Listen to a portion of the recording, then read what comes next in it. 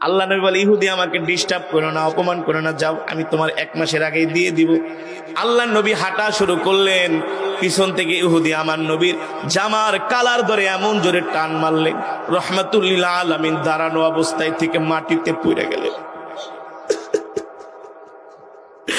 আল্লাহ নবী এত সুন্দর ছিলেন, নবীজির চেহারা মোবারকটা লাল হয়ে গেল। যেই জায়গার মধ্যে জামায় টান দিয়েছেন মনে হয় ওই জায়গায় রক্ত জমাট হয়ে গেছে। এই দৃশ্য দেখা কি হযরত ওমর কি দাঁড়ায় থাকতে পারে নাকি?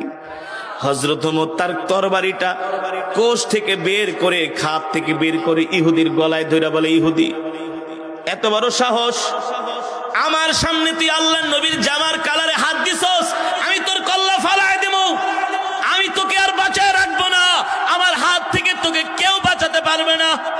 আমার সামনে আমার নবীকে অপমান করস।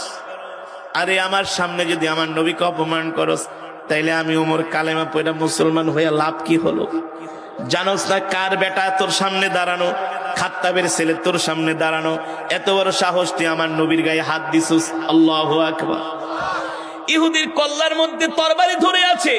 আল্লাহর নবী দূর থেকে তাকায়া দেখা আয়েশা উল্টা আল্লাহর নবী হযরত ওমরকে ধমক মারতেছে। সুবহানাল্লাহ। এ ওমর, সে হলো পাওনাদার, আমি হলাম দেনাদার। ইহুদি আমার মেহমান, তুমি তার গলায় তরবারি ধরছো, কে তোমাকে এত বড় সাহস দিয়েছে? তরবারি নামাও।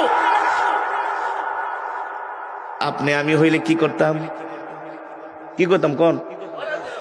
হ্যাঁ, আপনি আমি হইলে করতাম, দূর হুজুর, আপনার লেগে আইছি, হের লাগে মারামারি করতে, আর উল্টা আপনি আমার শাসাইতেছেন, জান আপনার লাগেই থাকুম না। আমি আপনার জন্য আইলাম, আপনার পক্ষ হয়ে আইলাম, তার সাথে তাকে তরবারি ধরার জন্য, আর আপনি আমার উল্টা ধমকান না। যেমন নবী তেমন সাহাবী। হযরত ওমর চুপ করে আছে, হযরত ওমর চুপ করে কান্না করতেছে। আল্লাহ নবী বলে, ওমর লিমা তাবকিয়া, ওমর কাঁদো কেন? ওগো নবীজি, আমার সামনে আপনার জামার কালারে ধরে টান দিছে, আমি ওমর সহ্য করতে পারি না, অনুমতি দেন আমি ওর কল্লা ফালায় দেব। আমার সামনে আমার নবীর গায়ে হাত দেয়, আরে আমি ওমর বেঁচে থাকা লাভ কি? আল্লাহ নবী বলে, ওমর সাবধান, আমার মেহমান অপমান করবা না, মাপ চাও। কাকে বলতেছেন মাপ চাও? যাকে বলা হয় মিজাজে ওহী। আল্লাহু আকবার। যার সিদ্ধান্ত অনুযায়ী আল্লাহ তাআলা কোরআনুল কারীমের মধ্যে 21টার উপরে আয়াত নাজিল করেছে, যার সিদ্ধান্ত আল্লাহর সিদ্ধান্ত। আল্লাহু আকবার। ওমরকে আল্লাহ নবী ধমক দিয়েছে, সাবধান, মাপ চাও ওমর। ওমর কান্না করে, নবীজি আমি সব সইতে পারি, আমার কলিজার টুকরা নবীকে অপমান করবে এটা আমি সইতে পারি না। ওমর তুমি কি আমাকে ভালোবাসো? আল্লাহ নবী, ফিদা কাবি উম্মি ইয়া রাসূলুল্লাহ, আমি আমার জীবনের চাইতে আপনাকে ভালোবাসি। আল্লাহু আকবার। যদি ভালোবাসো তাইলে আমার ঋণটা তুমি শোধ করে দাও। যদি ভালোবাসো তাইলে ঋণ শোধ করে দাও। আপনি আমি হইলে বলতাম, মিয়া ধমক দিচ্ছেন, আবার ঋণ শোধ করুন, আপনার সাথে তো সম্পর্কই রাখুম না। কিন্তু রাসূলের সাহাবীরা কেমন ছিল রে ভাই? রাসূলের সাহাবীরা কেমন ছিল? আল্লাহর নবী বলেন, এই কথা বলার পরে হযরত ওমর দাঁড়ায় বলে, ওগো আল্লাহর নবী, শুধু আমাকে ইহুদিকে শুধু আমার সাথে দিয়া দেন। ইহুদি অর্থ নিবে না কি নিবে? ইহুদি মনে মনে বলে, এখন যদি চাই 1000 দিরহাম বাইর করে তো দিয়া দিব, এমন একটা জিনিসটা যাতে দিতে না পারে। ইহুদি কি নিবা? অর্থ নিয়ে যাও। কেন অর্থ না, আমাকে অর্থের বিনিময়ে পাকা খেজুর দিতে হবে। পাকা খেজুর এখন তোমার জন্য কোথায় পাবো? হযরত ওমর বলে, গো আল্লাহর নবী, আমি গতকালকে আমার বাগান থেকে খেজুর পেরেছি, গোডাউনে গুদাজাত করে রাখছি। আপনি ইহুদিকে বলেন আমার সাথে যাইতে, এই চল। কত মন খেজুর নিবা? বলে 1000 দিরহামের বিনিময়ে 10 মন দিতে হবে। চলো তুমি আমার সাথে। আল্লাহর নবী যাওয়ার সময় কে, ওমর এদিকে আসো, 10 মন তো দিবা, আরো 1 মন বেশি দিবা। কেন? আল্লাহর নবী, কেন দিব? এই যে তুমি ইহুদির গলায় তরবারি ধরছো, এই জন্য তোমার আরো 1 মণ জরিমানা। সুবহানাল্লাহ বলবেন না? আপনার আমার তো অনেক ধৈর্য, ঠিক না? এই যে তরবারি ধরছে এই জন্য 1 মণ জরিমানা। আল্লাহ নবী বলেন ঠিক আছে। হযরত ওমর বলেন ঠিক আছে, ওগো রাহমাতুল লিল আলামিন, আপনি যেভাবে বলেন সেভাবেই দিব। ইহুদিকে নিয়ে হযরত ওমর তার বাড়িতে চলে গেলেন। গোলামকে ডাক দিয়া বলে, খেজুরের গুদামের দরজাটা খুলে দাও। ইহুদি, তোমার লোকজন নিয়ে আসতে বলো, 10 মণ খেজুর মাইপা তুমি নিয়ে যাও। ইহুদি 10 মণ খেজুর মাপলো। বলে ওমর 10 মণ খেজুর মাপছি, জায়গা। বলে যাও যাও। ও 10 মণ মাপছো? বলে হ্যাঁ। কয় না, আরো 1 মণ মাপো বেশি, 11 মণ। কয় কেন?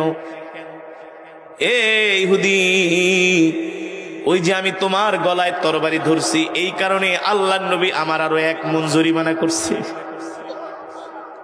আল্লাহু আকবার, আল্লাহু আকবার।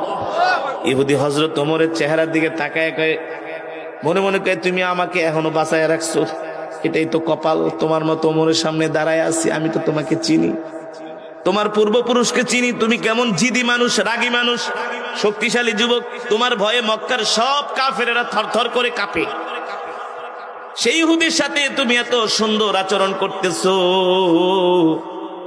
এবার ইহুদি ডাক দিয়া বলে, ওমর 10 মণ খেজুরও নিব না, 1 মণ বেশিও নিব না। কেন নিবা না? কেন নিবা না?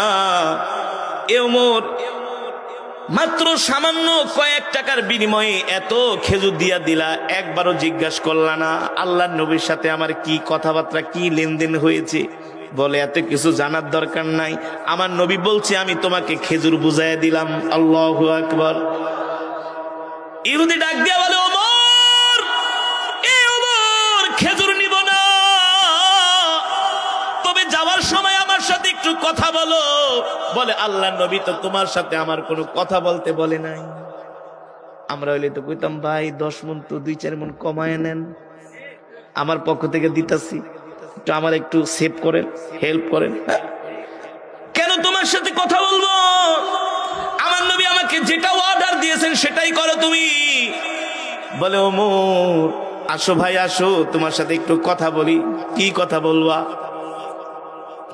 আরে খেজুর তো দিয়া দিলাম, মাইপা নিলাম, এখন চলে যাবো, তোমার সাথে তো আর দেখা হবে না, কিন্তু আমার পরিচয়টা একটু জিজ্ঞেস করো। হযরত ওমর বলে, তোমার পরিচয় তো জিজ্ঞেস করার কথা আল্লাহর নবী আমাকে বলে নাই। এবার ইহুদি যায়েদ বলে, একবার একটু আমার পরিচয়টা জিজ্ঞেস করো। হযরত ওমর জিজ্ঞেস করলেন, বলো তোমার নাম কি? বলে আমার নাম হলো যায়েদ। হযরত ওমর ছিলেন বসা, দাঁড়ায় গেলেন, আরে তোমার নাম যায়েদ? তুমি কি সেই যায়েদ যে কিনা ইহুদিদের সবচেয়ে বড় আলেম, সবচেয়ে বড় পণ্ডিত, যিনি তাওরাত পুরাটা মুখস্থ করেছে? বলে হ্যাঁ। আরে তোমার নাম তো আমি আল্লাহর নবীর মুখে অনেকবার শুনছি, তুমি কি সেই যায়েদ? বলে হ্যাঁ।